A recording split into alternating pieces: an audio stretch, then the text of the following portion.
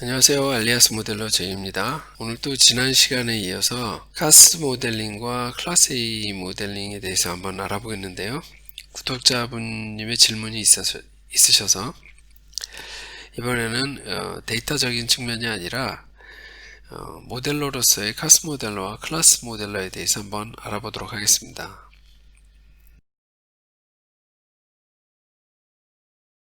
일반적인 기업인 경우 신입일 때 처음부터 카스와 클래스 A로 나누지 않는다고 생각합니다.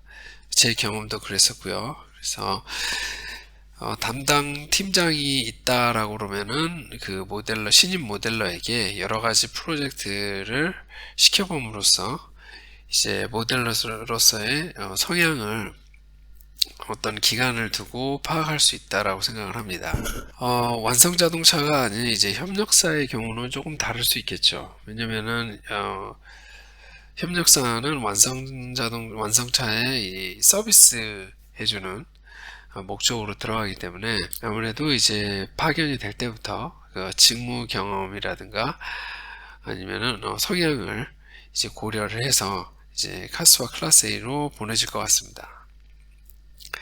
물론 협력사에서도 직원으로 처음 채용이 된 후에는 완성차처럼 알리아스 모델러로서 다양한 모델링 체험을 해본 후에 어떤 그 팀장이 이제 모델러의 성향을 이제 파악을 해서 다음 프로젝트 추후에 발생하는 프로젝트에 적절하게 배분을 해줄 것으로 보입니다. 다만 프리랜서의 경우는 조금 얘기가 다른데요. 본인의 경력이 컨셉 자동차라든가 컨셉 모델링 쪽에 많이 있다라고 하면은 그러한 채용이 있을 때 어필을 해서 이제 클래스 A가 아닌 카스 또는 이제 카스보다는 클래스 A 쪽으로 지원을 할 수가 있습니다. 그래서 결론 드리자고 그러면은 경력이 있는 프리랜서가 아닌 경우에는 대부분의 경우 카스와 클래스 A의 어떤 직무적인 방향은 본인이 정한다기보다는 아마도 회사 측의 어떤 팀장에 의해서 정리가 될 수 있다라고 보시면 될 것 같습니다. 네, 이런 질문을 해오신 분들이 종종 있으셨는데요. 클래스 A라든가 카스 모델링이 이제 마야나 블렌더를 이용하는 카스 모델러가 아니고서는 알리아스 카스 모델러나 클래스 A 카스 모델러나 이 똑같은 모델러입니다. 이제 하는 업무와 그들의 어떤 데이터를 만드는 스타일이 달라서 그렇게 다르게 부르는 것일 뿐인데 한번 정해진다라고 해서 다시 돌아오지 못한다라고 생각하실 필요는 없습니다. 당연히 이제 여러 프로젝트를 통해서 팀장이 이제 팀원의 성향을 파악한다고 얘기를 드렸고요. 그렇다고 해서 이제 한번 정해지고 난 다음에 다른 쪽의 일을 할 수 없는 그런 거는 아니고 어떠한 여건이라든가 상황에 따라서 두 가지 업무를 다 해야 될 때도 많이 있습니다. 또 이렇게 카스와 클래스 모델을 이제 자연스럽게 다룰 수 있으면은 본인의 어떤 그 업무적인 영역도 넓어지기 때문에 좋을 거라고 저는 생각합니다.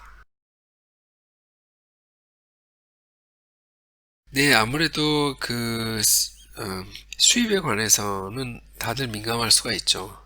완성차라든가 그 회사로 취업을 했을 경우에는 누구든지 그 급여가 비슷할 거라고 생각합니다. 사실 그러한 관점에서 본다고 그러면은 디자이너와 모델러도 그렇게 페이가 다르지는 않고요. 또한 그 디자인 디파트먼트나 엔지니어링, 세일즈, 마케팅도 이렇게 그 페이 부분에 있어서 그렇게 큰 편차가 없습니다. 이제 물론 이제 임원이 되고 특수한 조건으로 계약을 들어오는 사람이 아니고서는 그 직원들의 급여는 큰 차이가 없을 거라고 생각되고 그런 관점에서 클래스 A와 카스 모델러도 이렇게 페이가 차이가 있을 거라고 생각하실 필요는 없습니다. 그런데 이제 협력사의 경우는 전에 완성차에 비해서 다소 페이가 좀 약할 수가 있죠. 왜냐면은 이제 그 차이만큼을 이제 회사 운영을 위해서 써야지 되기 때문에 협력사에서 근무를 할 경우에는 완성차보다는 페이가 좀 적을 수 있습니다. 그렇지만은 그 페이 자체가 그 안에서도 클래스웨이와 카스 모델러의 차이가 있는 건 아니니까 걱정 안 하셔도 됩니다. 또한 이제 경력이 좀 많이 쌓였을 경우 프리랜서로 전향을 한다거나 하면은 이제 본인이 원하는 기준의 페이를 제시를 해서 그 프로젝트에 참여를 할 수가 있는데요. 아무래도 이제 프리랜서라는 게 이제 고용 자체가 좀 불안전한 상태이고 또 지금과 같이 좀 경제 상황이 조금 어려울 때는 내 수입의 기복이 좀 클 수 있습니다. 이 부분은 제가 개인적으로 경험을 했었던 내용을 바탕으로 얘기를 드릴 수가 있는데요. 보통 이제 한 명의 디자이너가 한 2명 정도의 컨셉 모델러 또는 이제 3명까지 같이 일을 하는 경우를 봤습니다. 그래서 이제 카스 모델러가 만들어낸 결과물이 이제 그 디자인이 채택이 되어서 클래스 A로 옮겨가게 되면은 제가 경험했던 이제 인테리어에 대해서 얘기를 드리면은 2~3명의 모델러가 이제 도어 트림, 대시보드, 스티어링 휠, 그 다음에 이제 센터 콘솔, 시트, 그 외에 이제 디테일들로 나눠가지고 총 이제 5명의 모델러가 다시 그것을 이제 클래스 A로 작업을 하게 됩니다. 이 경우만 보더라도 약 컨셉 모델링에 비해서 2~3배 이상의 모델러가 필요하다라고 이렇게 산술적으로 생각해 볼 수가 있고요. 실제로 규모 자체는 클래스 A가 카스 모델러보다 더 많다라고 생각하시면 됩니다.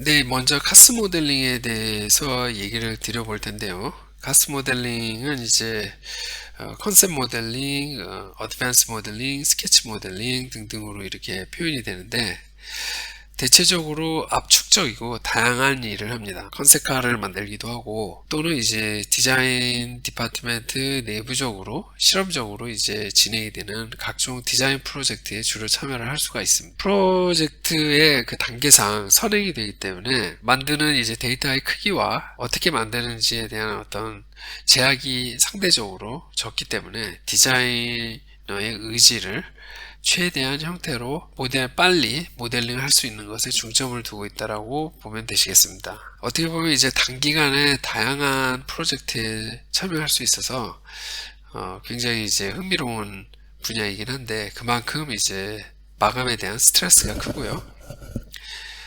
또 이제 장점으로는 모델러로서 이제 가장 어떻게 보면 이제 선행된 프로젝트에 참여하기 때문에 나름 뭐 프라이드가 있을 수 있습니다. 이제 클래스 A 모델러의 어떤 성향에 대해서 한번 얘기를 드리자면 카스가 이제 선행적이고 이제 큰 것을 만든다라고 그러면 클래스 A는 이제 보다 디테일하고 이제 부분적인 일을 상당히 이제 반복적으로 하는 경향이 있습니다. 물론 이 부분이 이제 카스 모델러 쪽에 이제 치우친 모델러들이 굉장히 힘들어하는 부분인데요. 전반적인 프로젝트 및 일의 진도가 상대적으로 느린 게 사실이고요. 카스 모델러에 비해서는 이제 어떤 시간적인 압박은 좀 덜할 수 있다라고 생각할 수 있지만 전혀 없는 건 아닙니다. 모델러들은 언제나 이제 시간에 쫓기고 있기 때문에 그런데 이제 주어진 문제가 있다라 그러면은 결코 풀어내야 하는 이제 책임감이 따릅니다. 이제 어떠한 그 모델링을 하는데 그 엔지니어링 측면에서 어떤 그 밖에 이제 안전적인 측면에서 이 부분을 꼭 극복을 해야 된다라고 하면은 특수한 공간이 이 한 모델러한테 맡겨진 문제이기 때문에 이게 어떻게 됐든 간에 이거를 풀어내야 됩니다. 그래서 이것 또한 카스 모델러가 시간적인 압박에 시달린다라고 그러면은 클래스 A 모델러는 이제 문제 해결에 대한 압박에 이제 시달린다고 볼 수가 있겠습니다.